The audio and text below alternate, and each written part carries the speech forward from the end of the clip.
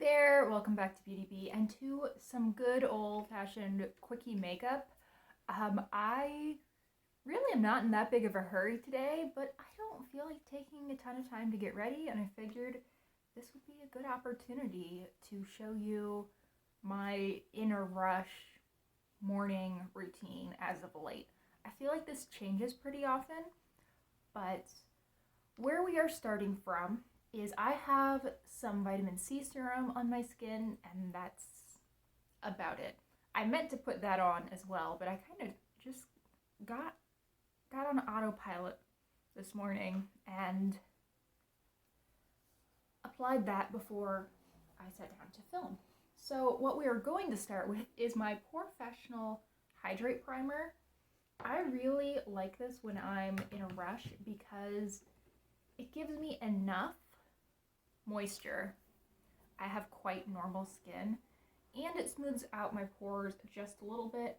I don't wear foundation, I would say 95% of the time, so I don't worry too much about the discoloration of my skin, but I do like for my pores to look a little bit smaller, for my skin to look a little bit smoother. I mean, who's not into that, right? And if I can do that at the same time as I'm hydrating my skin, cool. So I have that on. I mostly have focused it just right around my nose and sort of the apples of my cheeks. That's where my pores tend to be largest. I do have quite a lot of scarring on the sides of my face. That's old acne scars. I tend to get ice pick scars rather than discoloration. And I find that the Hydrate Primer, or the Porefessional Hydrate Primer, can help a little bit with those, but it's not enough for me to feel like it's worthwhile to use up a lot of product applying it to that portion of my face every day. Next up, brows. I'm using just an e.l.f. brow pencil. I find there's not a huge difference between different brow pencils for me. Part of that is probably due to me having somewhat warmer hair color. I have quite a bit of red in my hair, so if a brow pencil pulls a little bit reddish, that's a bonus rather than a drawback. And that seems to be the biggest problem that a lot of people have with brow pencils, is that they pull kind of red. So I'm just filling in pretty quickly, then I'll spoolie through.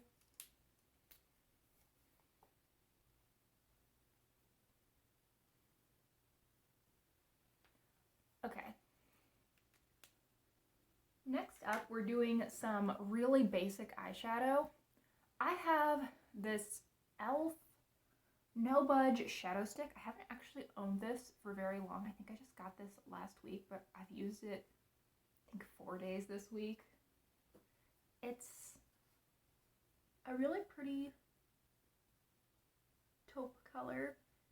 I like this because it's the kind of shade where even if it doesn't wear very well throughout the day, I do find that this creases a little bit on me.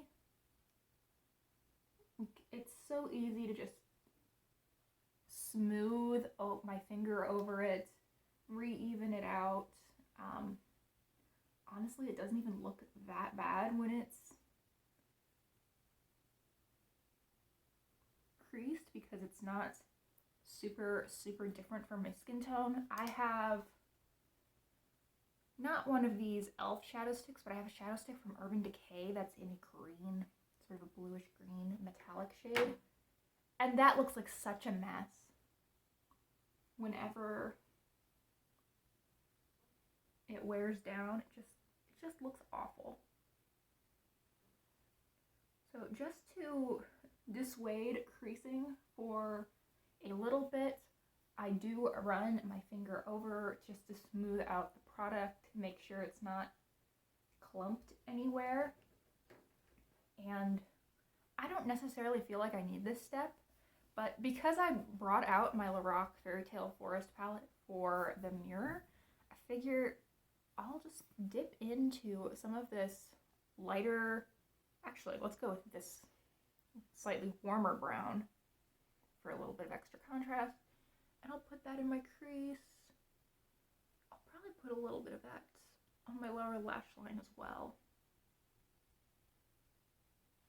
I feel like it's been a long time since I've sung this brush's praises, but this is the EcoTools, I believe it's called their iDuo brush set. There is a blending brush and a smudger brush on this brush, and then there is a shader brush and an angled liner on the other. Such a good little set. Actually have two of them. I've owned one for 4 years or so, one for 3 years. And since I got my Luxie eye brushes, I found myself using this a little bit less, but for years, for literally probably 4 years, I basically didn't do my eyeshadow without using one of these brushes, and they're still in really good shape. I'm super impressed. So I'm going to add some mascara and not talk while I do that, because I will end up with it on my brow bone, on my cheek, and pretty much everywhere except my eyelashes.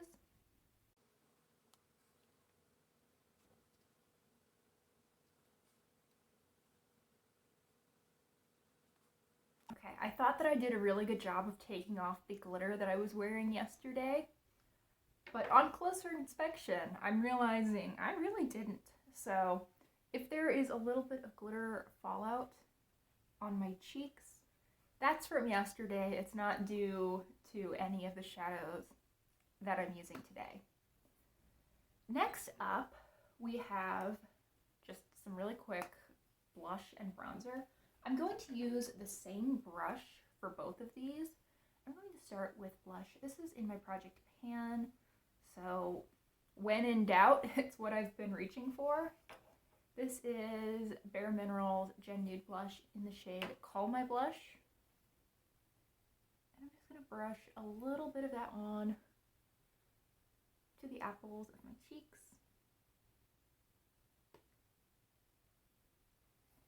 And then I'm going to go in with the same brush, not cleaning it or anything. That's actually kind of important to this. I'm going to go in to my Tarte Park Avenue Princess bronzer, and I'm going to make use of that little bit of pink that's left in there to start on my cheeks and then go up onto my forehead. I find that I suspect a lot of cooler toned, fairer people tend to, if I get any kind of color, it's not bronze, it has a little bit of pink to it, and I think that just using a brush that has a little bit of blush left on it, say that 10 times fast, gives me a little bit of a more natural effect, and I really like it. So, to wrap everything up, I'm going in with a sheer but bright lipstick. This is the shade Berry Cruiser from Tarte.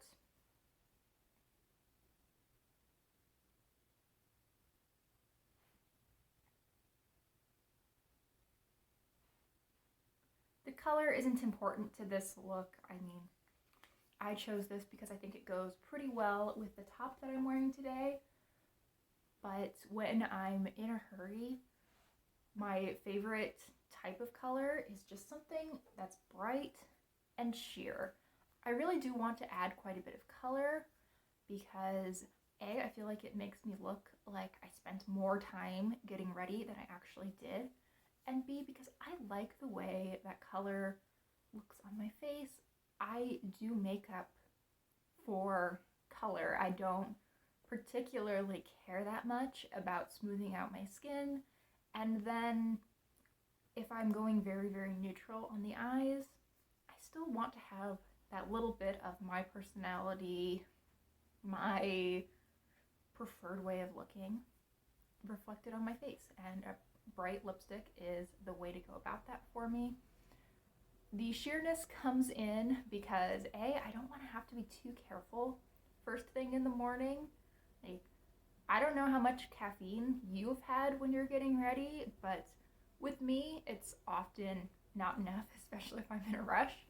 And this means that I won't have to do a ton of looking after this throughout the day.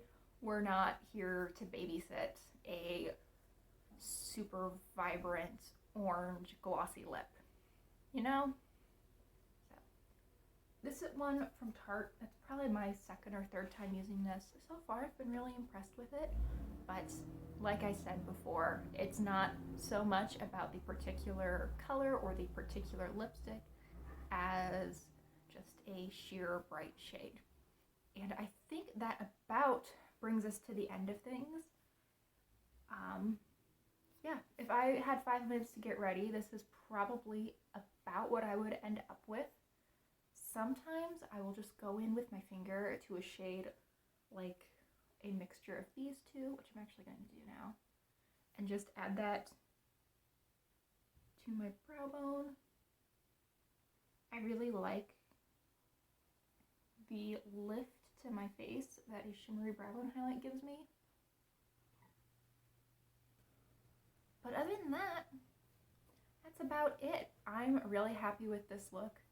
Clearly, I've been wearing it pretty consistently over the past week or so. Thank you so much for watching. I hope you enjoyed and that you'll consider liking and subscribing if you did. And I really hope that I will see each and every one of you in the next video.